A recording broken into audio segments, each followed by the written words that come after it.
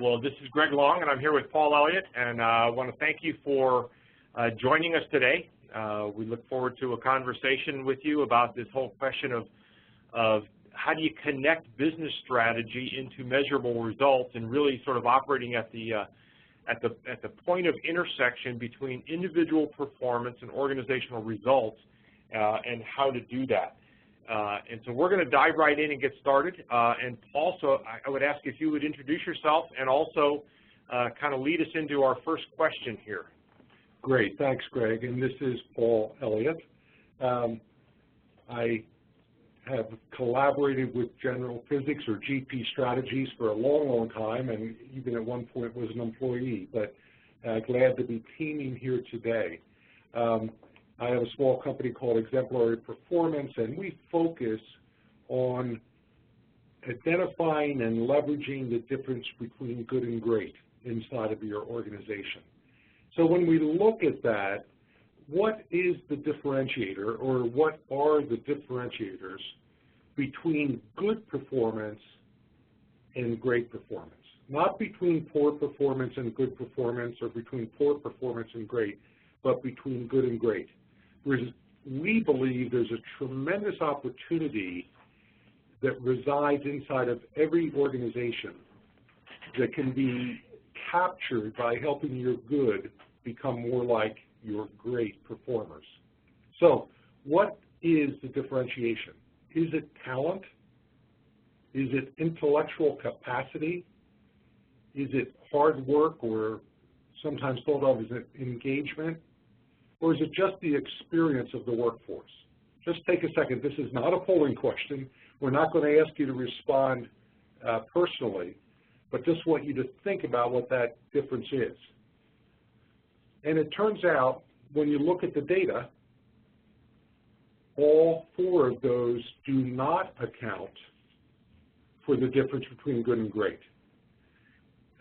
Many of your organizations have high potential programs for new hires. And in the work that was done by McKinsey and Company a decade ago, entitled The War for Talent, the underlying premise was, if you hired the right people, if you hired people with the greatest capacity, you had solved this problem. Others say, well, look, it's just a case of capturing the brightest people.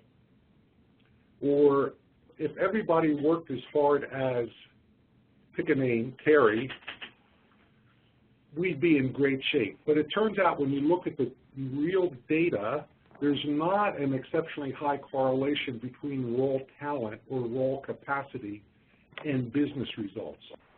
IQ is nowhere near as rigid as we used to think, and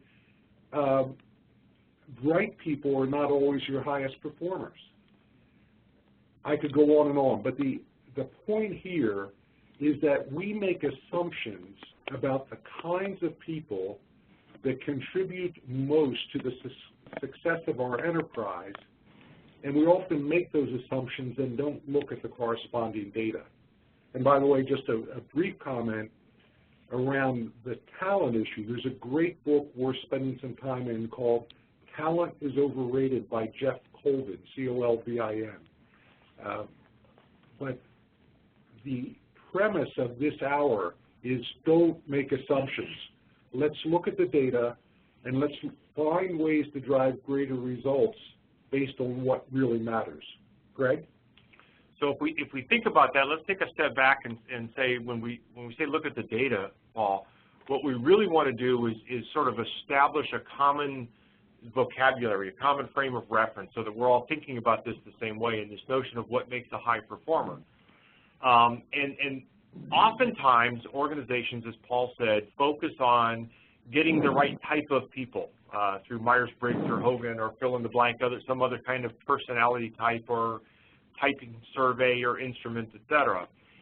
And a friend of mine who does this clued me into this idea, that this fact, that turns out that airline pilots and accountants have the same MBTI profiles, which really bothered me until he explained why, and why it makes sense, which is they both have great attention to detail, they both have a tendency to adhere to pattern, they don't experiment, they didn't color outside the line as children, which is great from both of those role perspectives. You know, you don't want your pilot saying, oh, what if we land downwind this time instead of into the wind? That'll be fun. Or your accountant saying, let's see if the IRS will accept this deduction this year. I know they didn't last year, but let's experiment. And it doesn't work out well. So a lot of organizations have gone beyond that to competencies. And the idea there is, as Paul said, this notion of capability.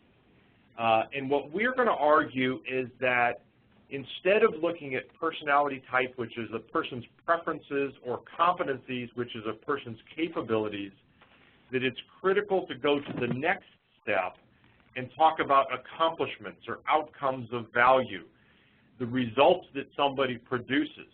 The things that you matter and that differentiate airline pilots from accountants are the airline pilot landed the plane safely, the accountant filed the tax return properly and captured all the deductions. And if you only focus on preferences or capabilities, you won't be managing and driving results. And we would argue that results is all that a business really cares about. This notion of preferences, capability, unused talent is not what people are looking for. It's the capabilities. So Paul, talk for a little bit about this notion of stars and how you figure out who the stars are. And before I do, I will comment on the pilot, because a week or 10 days ago, we had a pilot land the plane carrying components of the Boeing 787 and landed safely, but 8 miles away from the intended airport. So it's not only safely, but hopefully at the right location. All the right criteria criteria do matter. But when we think of stars, we shift the conversation from people with potential, capability, competencies. We shift the conversation to people who consistently produce the desired results at an exceptionally high level. And I'd like to differentiate here between competencies and how we use that term and competence, because it turns out we don't use those words, although they come from a similar etymology, if that's the right word. We don't use them in the same way at all. Competencies are these very broad capabilities that people bring to the table. They're necessary, but they're an input into the process. Competence is someone who's mastered the process and who produces the desired results. And that's what we mean by stars, competent performers, people who consistently produce outputs. They may not be the people with the greatest talent, because talent is a description of capacity or potential. We're interested in those who produce the highest results. And there are 2 truths that the data does support consistently, and that is we really don't grasp how big the difference is between our good performers and our great performers. It is significant. I think that this is one of the largest opportunities that exists within our organizations that we don't address. It's just a tremendous upside potential. And the other thing is, as I just alluded to, organizations have not consistently pursued this. That is, to capture how their exceptionally high performers produce the desired results, and then take those learnings from your internal stars and use that to help your good folks start to mimic the behavior of your great folks more closely. So the implication to that, Paul, if I'm hearing that right, is that organizations could leverage the difference and could, in fact, if talent is not the thing that you ought to be focusing on, but the use of talent could, in fact, change the way that folks who are not perhaps the highest talented actually produce results? There's absolutely no question. And it turns out, I spend my life with across industries, across verticals, working with exceptionally high performers. That is, again, people producing exceptional results. They were not always in the high potential pool of the company. They weren't always at the top of their class academically. But they've taken those capabilities they do have and have refined and enhanced their approach to work so that they outpace even the most quote-unquote talented people. And by the way, I think any of us can think of folks who are exceptionally talented, that is, that the raw material is unbelievable, who end up being mediocre performers. And vice versa. And vice versa. And we don't want to say talent's not important. Talent is important, it's just not sufficient. So let's look at this curve, okay? The horizontal axis, this is not a curve of talent, this is a curve of results. The horizontal axis is level performance. That means the distribution of people producing results at a high level. And we always have the A players, that 5 to 10% of the folks. You know, in some organizations in areas like software development and sales, your top 10, 15% of the people may be producing 40, 50, or even 60% of the results. So we have those A players producing those exceptional results. We have a great bulk of people, 60% give or take, who are good at what they do but not exceptional. And of course we always have the C players, the ones who are not necessarily carrying their own weight. And typically what we find, by the way, is that C players are most often struggling not because they're not good people or working hard or they don't care. It's because the organization selected poorly and put them into a situation where it's not optimum for them to be able to succeed. So we put them in a situation where they're not going to do well. So that's nothing to hold against those folks typically. Typically that's true, and I'd go further. Organizations unintentionally have created barriers to people succeeding inside the organization. Now, that's a much longer conversation than we have time for today, but just think of the alignment that occurs or doesn't occur between a job description, your performance management tools, your compensation model, and the training. Very seldom do we go into an organization and see all of those things in sync. You're hired against one set of expectations, you're coached against another, you're trained against a third, and by the way, the rewards and recognition may be against something altogether different. So with that, the opportunity that we want you to think about is that shaded area of the curve, okay? If not everybody can be at the far right of this curve. There are capabilities that vary.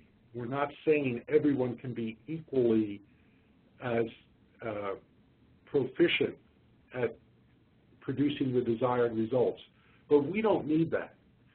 Your costs of having this range of people is consistent. So if we can get more outputs from the same, let's say this represents 100 people, 60 in the middle, 10 to 15 at the far right, the cost for those folks doesn't change if we suddenly get more outputs from some of those folks. And if it happens to be more outputs from the 60% in the middle, it can be a dramatic impact on profitability or on business results, whatever metrics you choose to use. So it's really the law of big numbers if you think about it. If you can move that middle, or as one person said, move the mighty middle a little bit, the numbers are really staggering as to what can be achieved. And here's just a very overly simplified example from a past project. Assume 400 salespeople, each carrying $1 million quota. You have 20 of them who are exceeding that quota by 50%, which again is not at all uncommon. We often see 180 to 200% delta between good and great in the sales realm, in the customer-facing side.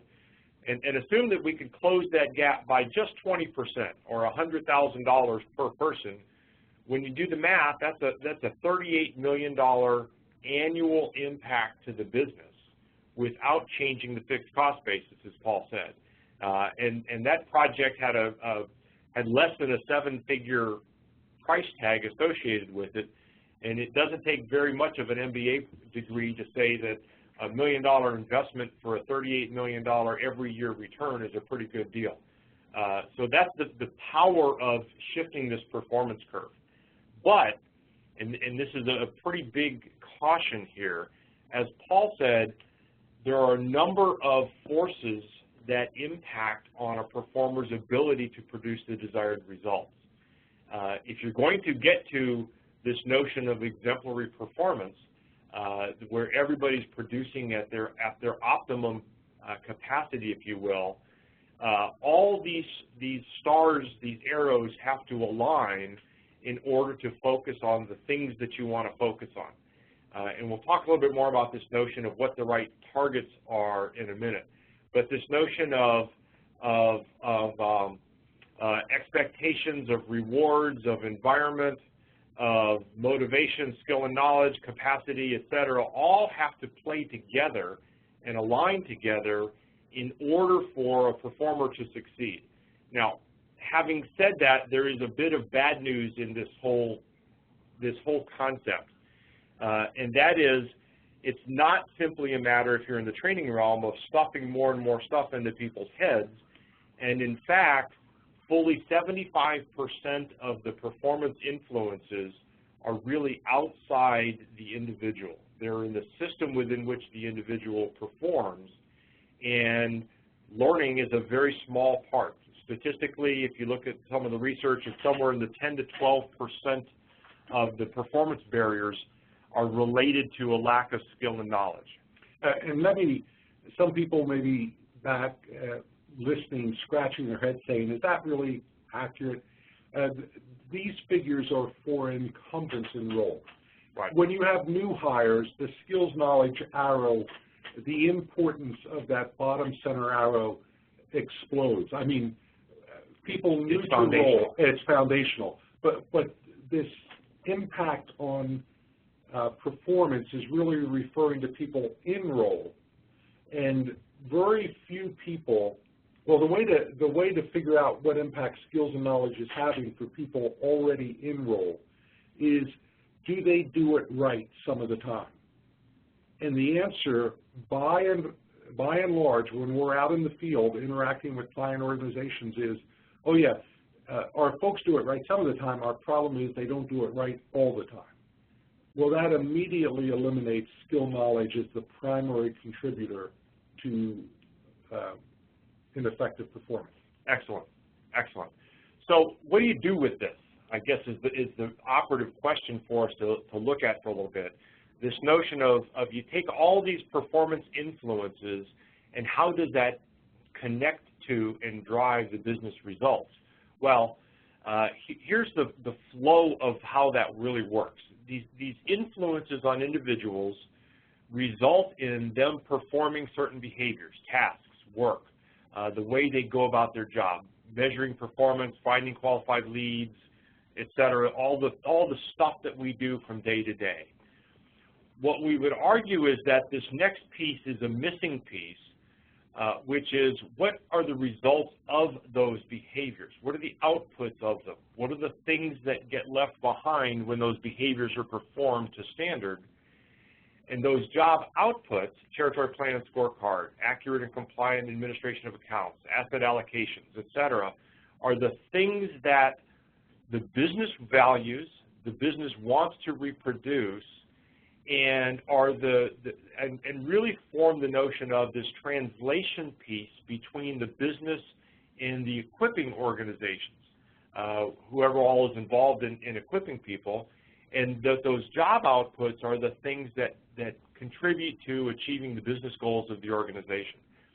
Now, the dilemma is, if you continue to stuff things into people's heads, if you continue to focus on just the influences in hopes that it'll work from left to right, you'll do a lot of extra stuff that doesn't really matter, and you'll end up wasting a lot of effort and energy. So what we would argue is that you enable performance from right to left. And by that I mean, start with what the business goals are. What's the desired result? How are you going to measure it? Can you define it with enough specificity to know exactly what you're trying to do? What outputs contribute to that? What behaviors produce those outputs? Now, And only now do you say, how do I influence people to be able to perform those behaviors and produce those outputs? So it's a matter of thinking from left to right and working from right to left. So, Paul, let me pose this to you. It seems as though one of the key questions here is I mean, companies have a lot of roles, a lot of jobs, a lot of different functions. How do you decide where to start, where to have the biggest impact? Great question. And the answer is we have to shift our focus from thinking about enabling people to what are the business drivers that need to be addressed. Now, that's going to lead to the requirement for additional enablement.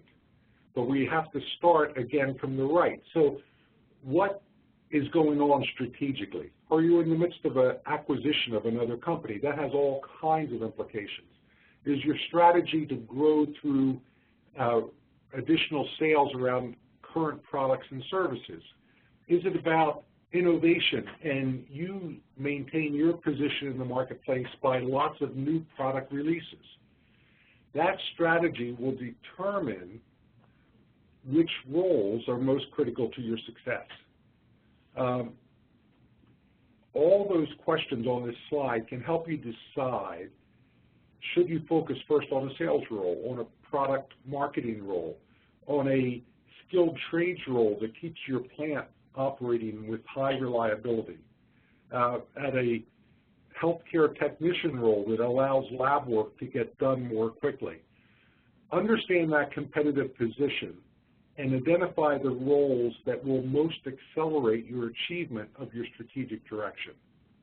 Then, once you've done that, as you've identified those positions that are strategically important, what are the outputs that give you the most advantage, or which outputs or lack of results are causing the greatest pain? What are the most critical for each of those strategic roles? Then look at the variance in current performance. Greg mentioned a few minutes ago that we've seen sales roles where the output of the star performers was 180, 200, 220% greater than the solid performers. When there's high variance, there's high opportunity. And when there's high variance, improvement tends to be much easier. Let me give you an example. I live in Annapolis, Maryland. 30 miles north of me is a city called Baltimore, and there's a certain individual there by the name of Michael Phelps. He's known for swimming, okay? He does it very, very well. Now, I don't have a clue what it would cost to shave 100th of a second off of his lap time, but I bet it's in the 6 figures for every 100th of a second. Months of training, multiple coaches, changes in nutrition, on and on and on. Now, if you've ever had children who are on a swim team, when you take them to the pool when they're 5 years old, $5 will improve their speed by 4 minutes. So the degree of variance allows you to determine where to invest. Now, how do you justify the investment? Estimate what impact you're going to have on the variance, and then calculate the value of shifting the curve that much. So going back to the example Greg shared just a couple minutes ago, if you could walk in and say, our variance is $500,000 per salesperson, we think we can shave off 20% of that delta, and by the way, typically the low-hanging fruit gives you 20%. That has a potential value of this. Should we invest in this? So that's a way of looking at this. Now, and the interesting thing in there is not just the, we're emphasizing because it's easier to understand the customer-facing sales type roles, because they have big dollar values associated with them. But we've also seen projects where, as Paul mentioned earlier, this notion of competitive advantage is there, where a role is critical to, I'll call it the back office functions that drive competitive advantage, still has wide performance variance, maybe not have significant direct dollars associated with them, but has direct competitive positioning associated with them. And so those, as the first bullet says, are strategically important. So it's not just the outward-facing, but it's also the inward-facing roles that are sometimes the most critical. Yes, and just as a simple example in the arena of skilled trades in manufacturing, no one who buys, and we'll stick with automobiles, nobody who buys a car is thinking about the electrician or the skilled trades mechanic in the plant, but variance in that role can impact reliability by 2 or 3% for the plant, having a dramatic impact on costs. So again, it doesn't have to be the client-touching or customer-facing components of your work, but it is sometimes easier to use those sales examples. Now, let me shift to a specific case where I was involved a couple of years ago with a global bank. They had a position called financial advisors. And for those of you who may have invested with that bank or any other financial institution, these are the people who handle your accounts, okay? Now, what was driving this project from the bank's perspective were 3 critical points. They wanted what they called share of wallet. They wanted to capture a greater percentage of the average client's portfolio. Because many people, put some of the money with Bank X and some of it with investment company Y and handle some of it on their own. They were trying to increase the percentage of the client's portfolio under their management. They also wanted to increase client retention. These people can get disgruntled, where they have a cousin go into the business and all at once they take their money from one location to another. And finally, a lot of their growth occurred through current clients referring their financial advisors to new clients, and they wanted to capture more of that. So we then, once we understood the strategic intent of the bank, then we went out and working with their exceptionally high performers, came up with a list of critical outputs or accomplishments they produced in order to be successful. Now, this is not the entire list, but here's a partial list of those outputs. All these high performers exhibited a high degree of intentionality. They were thoughtful, they planned, they had written business goals, not because the bank asked for it, but because that's how they ran their businesses. They were very good at matching the assets and allocating the assets to align with their clients' goals. They had deep trusted advisor relationships. They often engaged with the people outside of just business events and engagements. And they consistently had referrals from their current clients to qualified prospects. So it just wasn't go talk to person A, B, and C. It was person A is about to sell his or her business. They really should talk to you because you could help them. So, Paul, one way of thinking about this, the complete list of things is how the star performers think about their work? Absolutely. What we find is when we, again, we're working right to left, so we're capturing this from the exceptionally high performers, and they often view their outputs differently, and more importantly, they judge the quality of their outputs differently than the enterprise does itself. Well, what do I mean by that? I'm going to default to sales again. But, the enterprise may be talking about total revenue and quota. Your high performers are so far beyond that. They're not worried about quota for this quarter. They knew that was exceeded 90 days ago. They're looking for predictive indicators of future success, not reactive indicators of current or past success. So this notion of leading versus lagging indicators is often a symptom of and a result of a different mental model of how the best performers think about their work as opposed to average performers. And average performers are often chasing lagging indicators. Absolutely. Absolutely, and tend to be much more reactive than intentional. So, as you might remember, when we're working right from left, once we've gotten to the outputs, we then capture from the high performers the tasks they execute. And on the left are some of the tasks that extremely successful financial advisors did when producing their business plan. And on the right are some of the tasks they executed when chasing qualified referrals.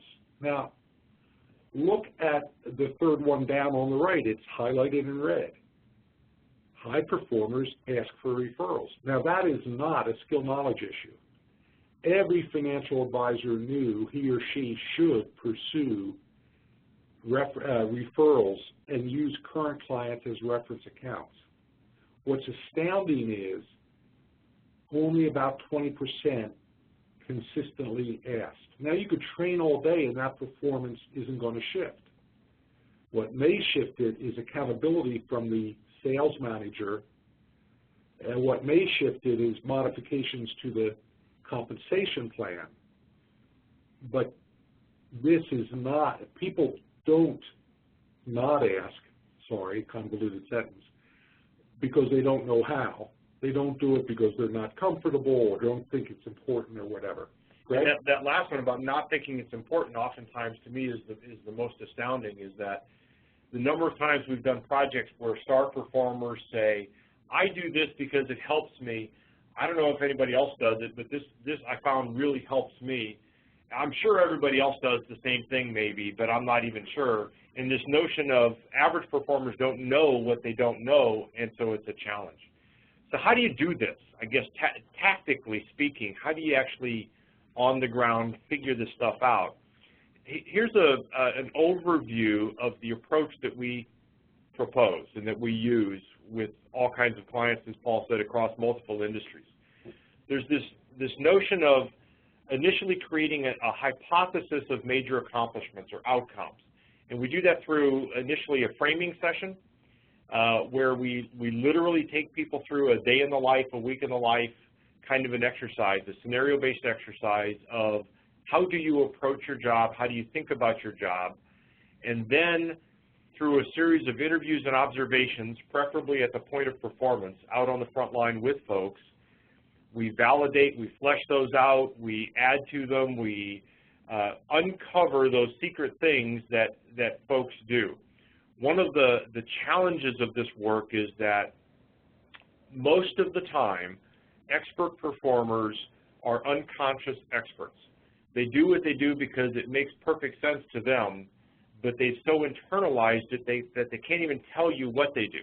So gathering a bunch of experts in a conference room and saying, what do you do, doesn't get you all the right answers. It gets you some of them, and it gets you some of the right directions, and it frames it up for you.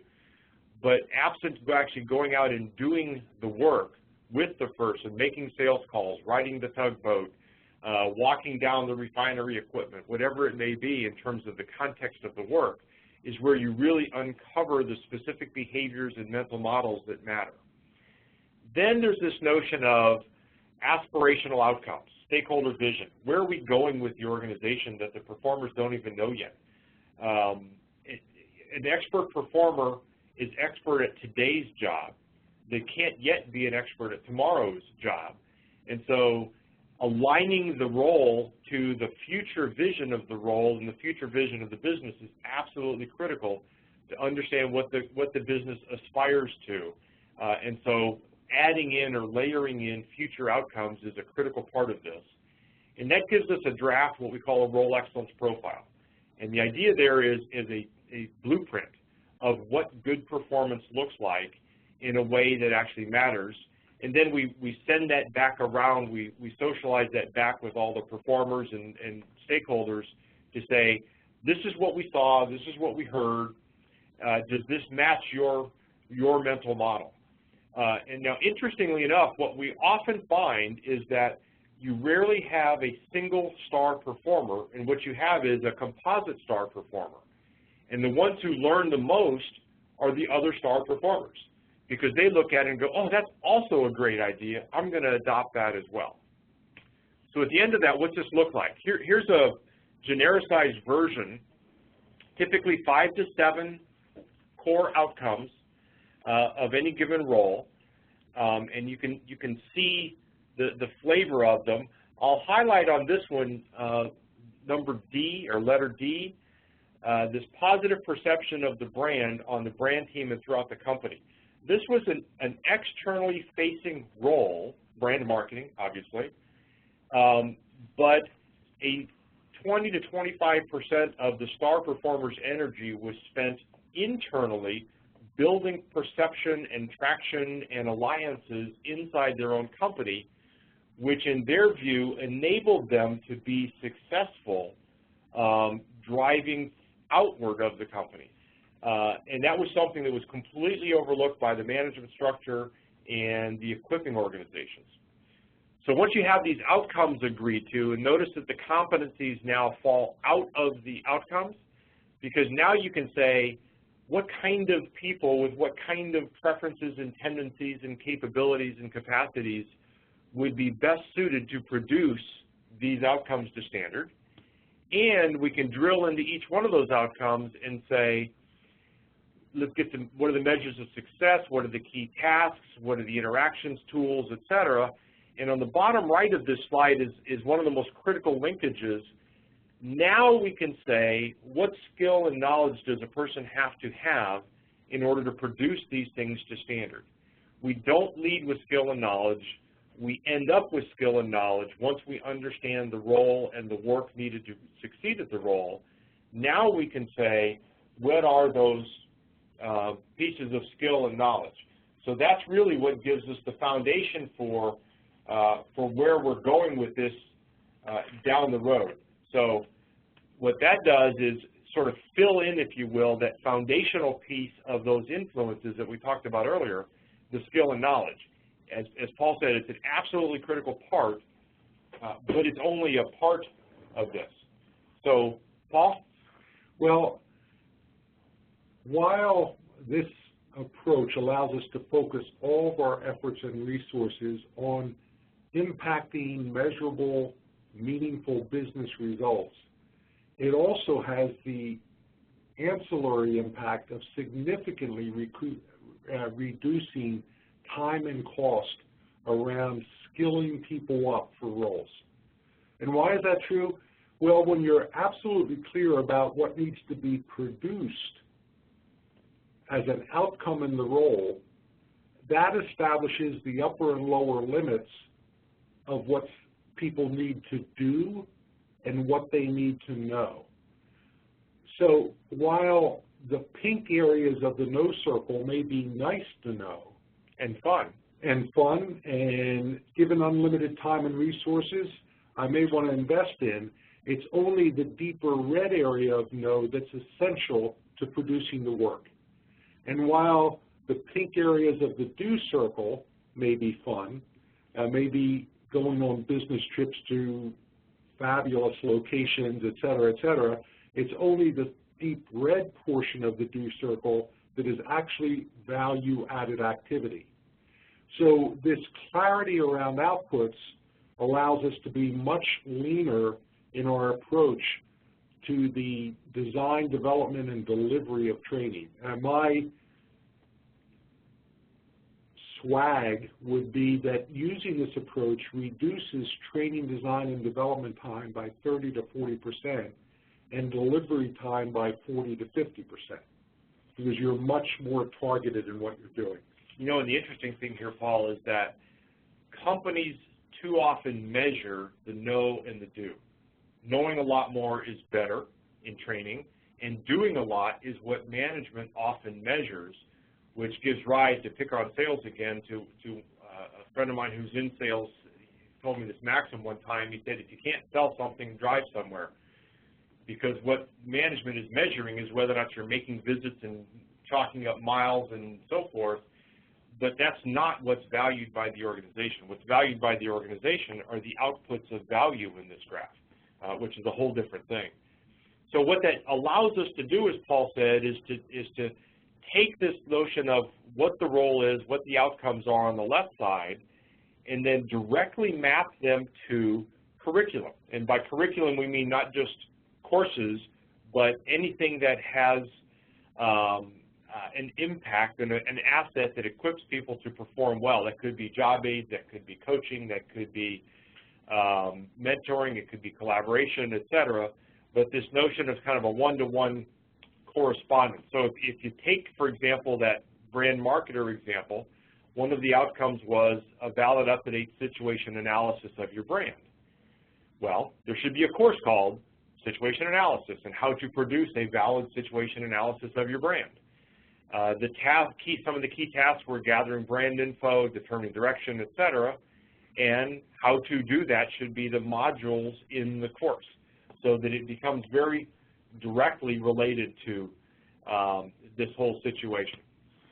And what that ends up with is this idea of what we'll call a learning plan or learning framework, which has all these different modalities and intervention types and so forth, the things that we're familiar with. Down the left-hand side, different kinds of things, and then this time-based progression of how to equip people to perform with excellence and shorten that time to competence or time to performance that organizations really desire, which is what you end up with in terms of shifting that performance curve. And to take a step back for a second, if you think about this notion of taking an existing workforce and shifting the performance curve, that's one critical aspect of this and one absolutely foundational way of using this approach. Another one is, imagine that you're onboarding a significant number of people in any given year into the role. How valuable would it be to the organization if you short-circuited much of that ramp time, that ramp curve, and built into them the model of expert performance right out of the gate and shortened and improved their time to competence? And that's oftentimes where we find the most significant impact of using this kind of a model comes. So what we wanted to do was give you an example or walk you through sort of an overview of this thinking of how you get to business results. If you're interested in some more information about this, Paul has just finished publishing probably what I'll call a seminal work on this field.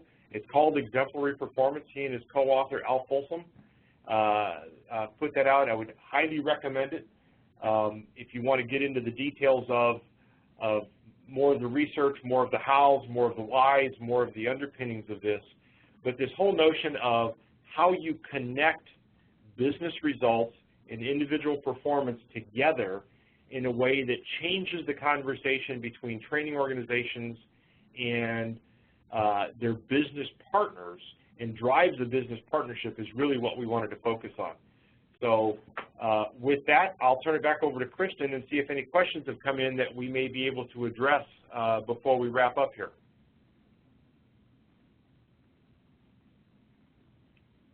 Kristen, we're not hearing you.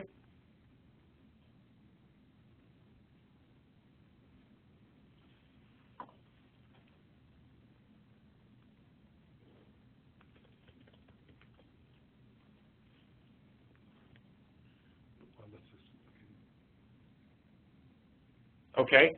Well, I think we may have lost Kristen, but that's okay. Paul? Well, if any of you have questions, you can text them in, and then there are always a couple that surface. So I'll at least hypothesize that you may have questions that we've heard from others. One of those is, what happens when there are no current exemplary performers? Either the role is new or the incumbents are not high performers. Well, first of all, because each role usually has a half dozen, give or take, major outputs for which it's responsible, there could be people who are good at one of those outputs and not all of them. If so, they become the exemplary performers for that particular output. So you're never capturing all the input from a single performer. It's a compilation of multiple interviews. and no one performer may be the exceptional performer across all outputs. So a couple years ago, I was doing a major leadership role for a global company. I had interviewed a person over in the UK, and then I was debriefing him when he had taken a new position here in the States. So I was able to debrief him face to face. And he made this comment. He said, as I review this profile of excellence, I was really good at what I did. And he was recognized as one of the 2 best people globally in that role. But he said, when I review this profile of excellence, this compilation of all the interviewees, he said 30% of this I had never thought to do. So he said, how much better could I have been if I had had this document available to me at that point in time? So because the profiles are captured from multiple people, and Greg alluded to this earlier, your stars are also learning from each other, not just your solid performers are learning from the stars. One other question that comes up quite frequently is this notion of what do you do if there's misalignment or disagreement among business stakeholders, and how do you proceed? And I would offer a couple thoughts on that. One is, if the stakeholders haven't yet agreed on what the business results should be, what the desires are, then you're not going to be successful with the training anyway. So it seems to us that the first step that's absolutely critical is this notion of aligning on business results first and then working from there. And we've often run into situations where the business stakeholders have different desires, and then this is where the learning organizations become truly valued partners with the business in sort of forcing the conversation and facilitating the conversation between the business stakeholders to say, where are we going? What's the future going to look like? Are we agreed on the strategy? Are we agreed on what we're going to measure and so forth? And so that's another area that I think this really has some potential impact for. So those are the common questions that we've gotten. What we'll offer is feel free to email us. If you have any questions, we would love to follow up with you. We do appreciate your time and thank you. There will be a link for the recording. This session has been recorded, and as long as WebEx has worked for us today, there's been a couple challenges, but we'll send you out a link to the recording to everybody who was here. And so thank you very much, and have a good rest of your day. Take care.